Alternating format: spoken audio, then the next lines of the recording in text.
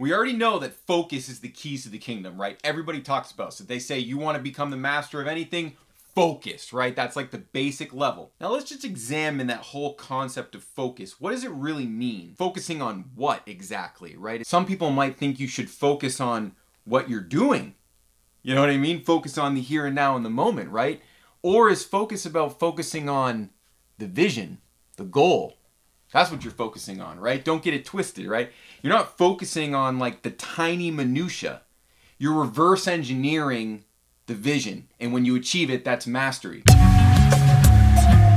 Song is vision.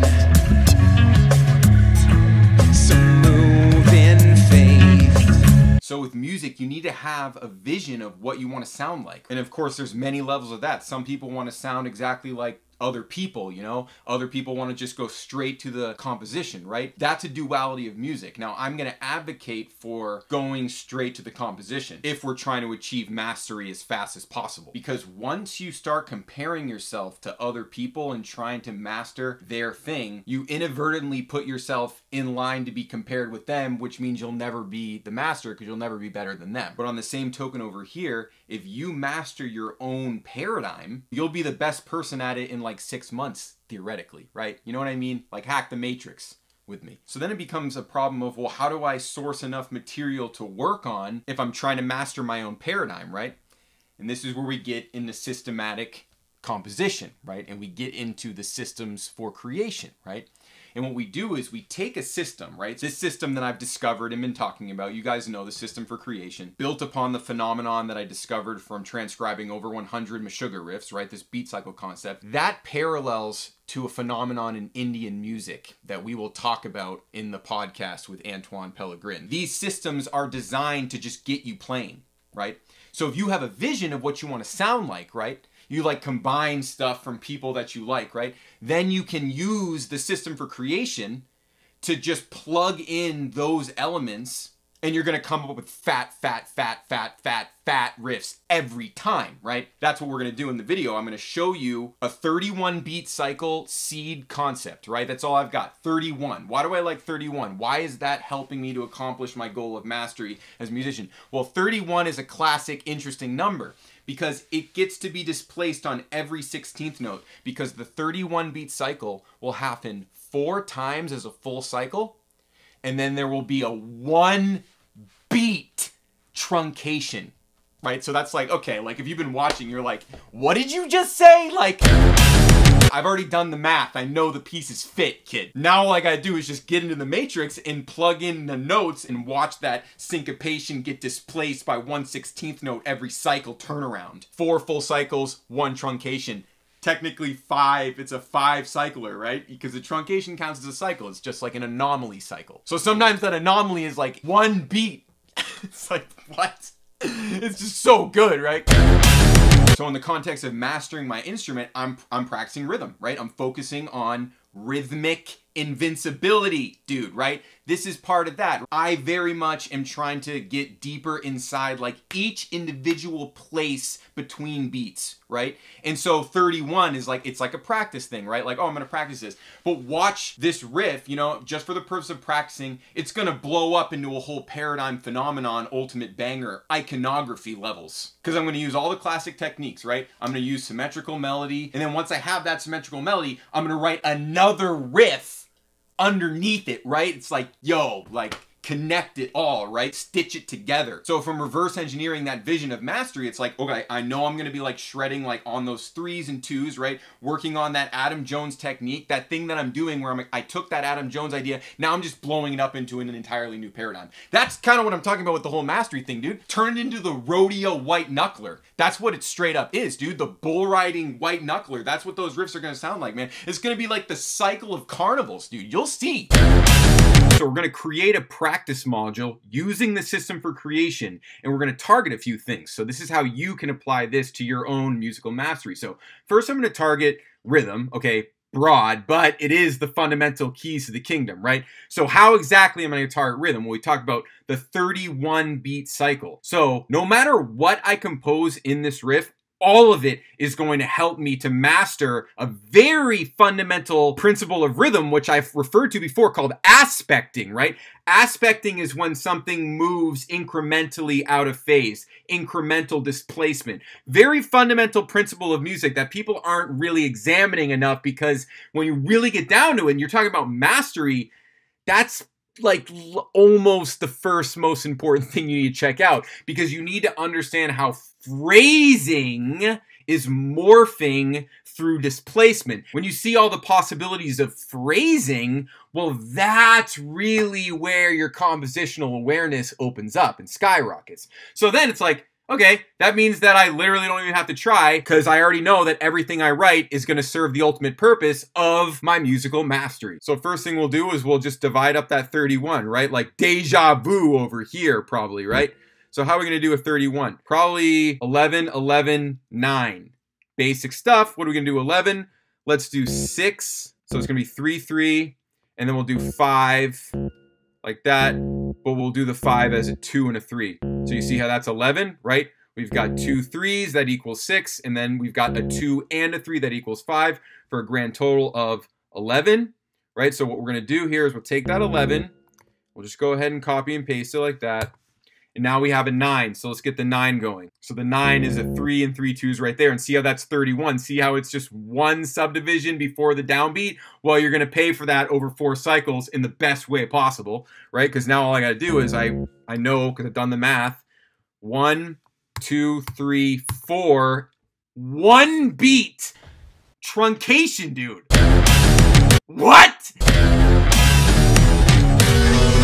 Obviously, right? 4 subdivisions equals 1 beat. What are we going to do with this 1 beat? Well, let's not even decide right now, because that's the anomaly. Let's decide later. Let's just figure out what we'll do here first. So here's a classic thing that I like to do. Mark the top of each cycle, and I'm just randomly choosing the minor 7th as a note to mark it. So I'm just going to mark the top of every cycle like that, because then you kind of start to see it in a more visual way, and that's really the key. And here's what I love, actually. Look how towards the end of the 31 beat cycle, things start to get more downbeat oriented, right? So it starts kind of like rodeo white knuckle, like unstable, no downbeats, right?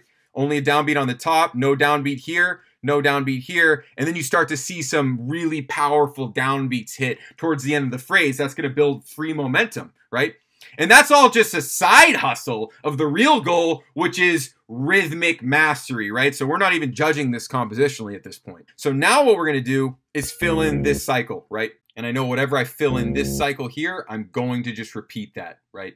So I can take a moment to think here. So let's just think on a basic level. Okay, we like these 2s. Let's just keep the subdivisions going here. So this is like, I know these notes work, minor pentatonic, basic notes, right? And I'm just thinking of like low open string pivot that I'm going to turn into Adam Jones 3s. It's going to be like da-ka-da. Maybe have a note change here, right? Now I can see another opportunity for a 2. And what seems to be happening, it seems to be we're targeting the 4 right now. The 4 of the key, right? Come from under, then come from under, and then over. The 4 seems to be the note here. Makes a lot of sense. So already at the end of the cycle here, we've got to have some fireworks pop off. Let's do a big interval jump. And that minor 7th is going to be a guiding principle for sure. So that kind of makes logical sense. And then we've said that we're targeting 4. So 4 right there. And now we've got one last 2 here. Let's do something we haven't done and set up a tritone puncher to full circle it, right? Tritone. Look at that. Hit the minor 3rd and then hit that major 3rd, slam straight in the minor 7th for a perfect tritone, right? That's that rodeo, you know it. Well, I guess we can honestly listen to that. I'll let you listen to it. Let's listen to it. 1 cycle.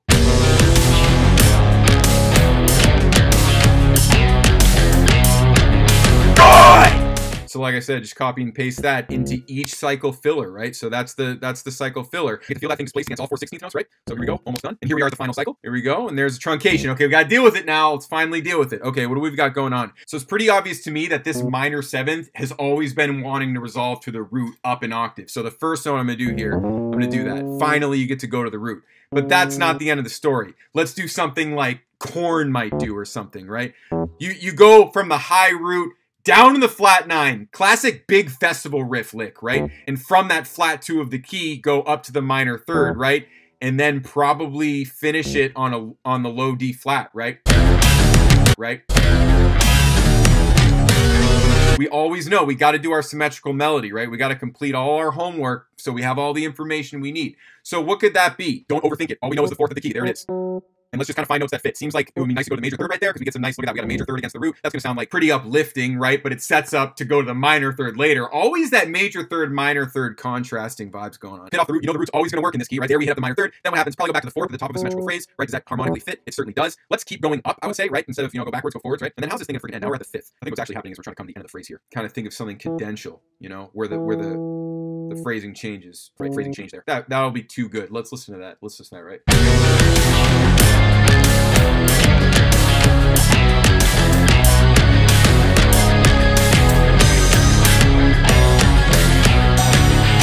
Absolutely deadly, right? So then you're gonna copy and paste that, right? Because the whole point is this riff is being displaced. So it's displacing against the melody. So it's all new material. If I just copy and paste that, that's all new material because the riff is happening on a different part of the beat, right? Right?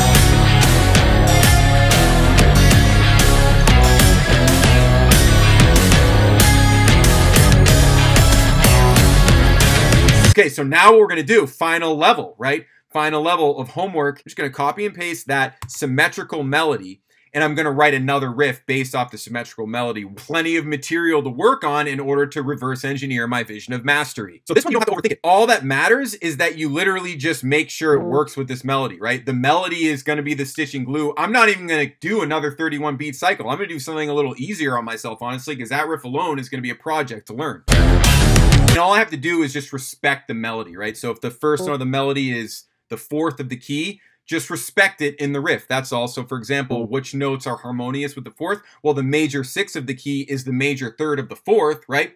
That's perfect, angelic, right? You want to learn theory, hit me up and I'll teach it to you in like 10 hours. So now that the next three is going to be overlapping into that note, it's like, what note works with both of these notes? Well, that would be the root. But now I get to choose a bunch of notes that work against the major third of the key. What would that be? Well, probably I don't have that many options because I already used the root, so the fifth is going to be the only one that comes to mind here. And then what works with the major third and the root? Well, let's probably go back to the old root again. I'm going to go with, right? But now we're on the root for a while, so we can kind of pivot off of it, like pivot off the root. So what two notes work against the root? I always, for the rodeo down home festivals, I'm going to lean into that major third in the fourth there, right? That's classic, my style. You got the root there under the minor third. That's going to be cool. When we finish it off, probably just go to the minor third again, just because that's a down home rodeo note after you just hit up that major third. So that's actually nice. Now we've got 2 16th notes left in the bar. So let's just finish it up with 2 subdividers, right?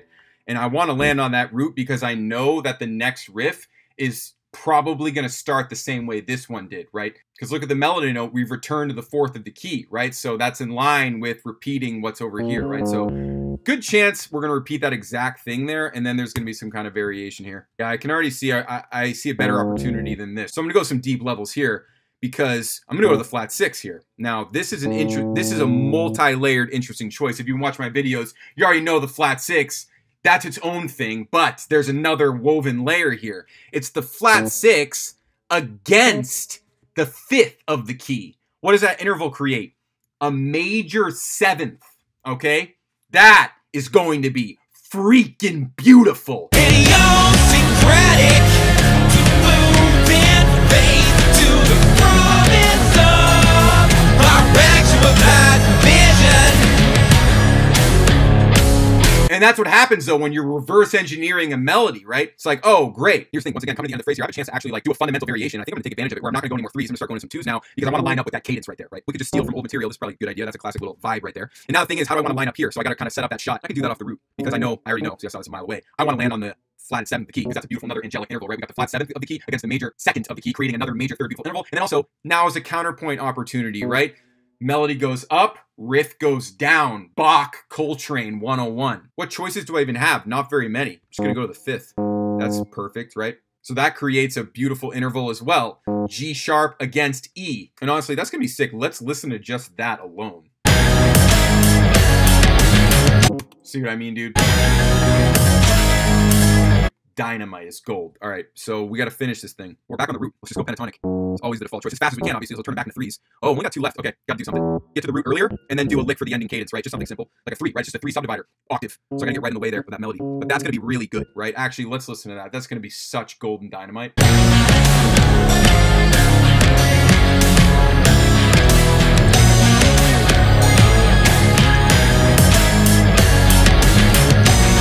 Praise God, like straight up, right? That's just allowing the source of all creation to move directly through you, right? Which is possible when you master the system for creation, right? So that's why I'm teaching this. I believe it is very important that people understand how to create systematically. There's so many levels of application, right? In this context, I'm putting it into my own original music. But in the Rhythmic Invincibility program, I'm applying it in a lead level as well, right? Where I'm taking melodies like the melody to confirmation, right? A very involved lead-friendly melody, running that through the beat cycle, which is the fundamental principle of the system for creation, allowing the inevitable syncopation of that beat cycle to just dictate your practice, right? That's for like high-level virtuoso mastery stuff, but you can turn it into anything you want, right? Like you as the composer or the creator of the practice module always have the ability to adjust according to difficulty level, like that whole Coltrane thing, right? He had varying levels of difficulty on his system. That's how you know it's a good system, right? You can target things that you need to actually work on and then create modules to work on those things specifically, right? This is all golden. This is everything I want, right? This is like me reverse engineering my vision of mastery, which is the down-home rodeo white knuckler, right? Like I'm hanging on for my dear life when I'm playing these riffs, man. Especially this one. This one is going to be like, get ready to master your own paradigm. But hopefully now you're clear on what mastery actually is, right? And what focus actually means, right? You're mastering the vision that you created. You're creating your own paradigm so that you're incomparable, right? That's what you have to think about. That's what mastery is. I'm integrating the Coltrane into Meshuggah, right? Like, and that's going to be like, what? Dude, that's inevitable. Obviously, Meshuggah and Coltrane have something in common. They've got a clearly defined system, right? And they use it to different levels of difficulty to facilitate their own development, right? So like with Coltrane, right? He's got Coltrane changes. And we're going to do a video on this because that's when I cross the Coltranes and the Meshuggah, it's gonna blow your freaking mind. Coltrane created this system of harmony, right? And he has it to like varying levels of difficulty, right? He has like kind of the easiest level, which would be like Central Park West.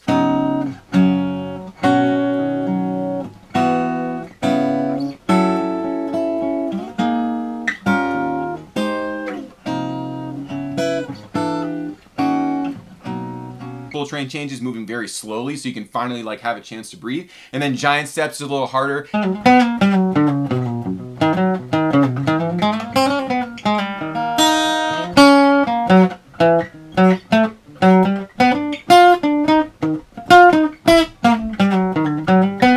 Countdown is a little harder.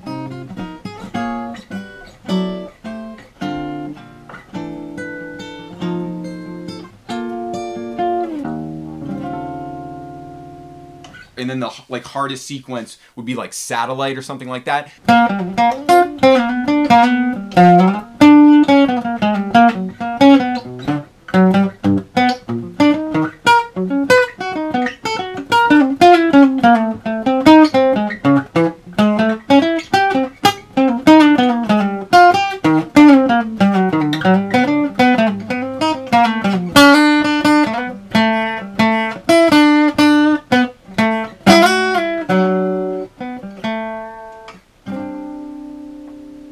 Like ultimate, you know, cosmos, dude. Satellite being a contrafact on how high the moon, dude.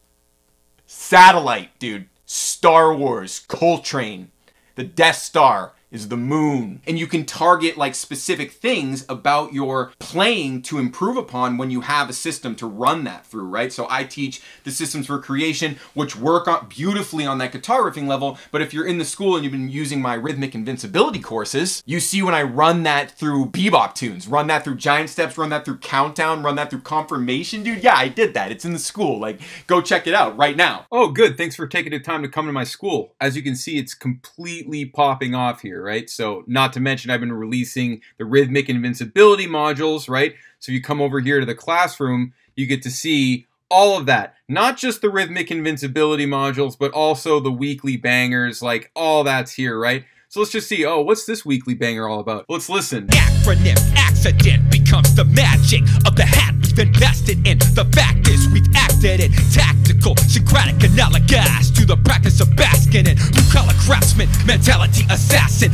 backed by a decade of precision and action. It's happening, acceleration initiated, astounding, ritual practice compounding. You can always hit me up on Instagram. We can talk about that scholarship. You know what I'm saying, right? So send me a message. We'll talk about getting you in the school for free, and you can hear the bangers.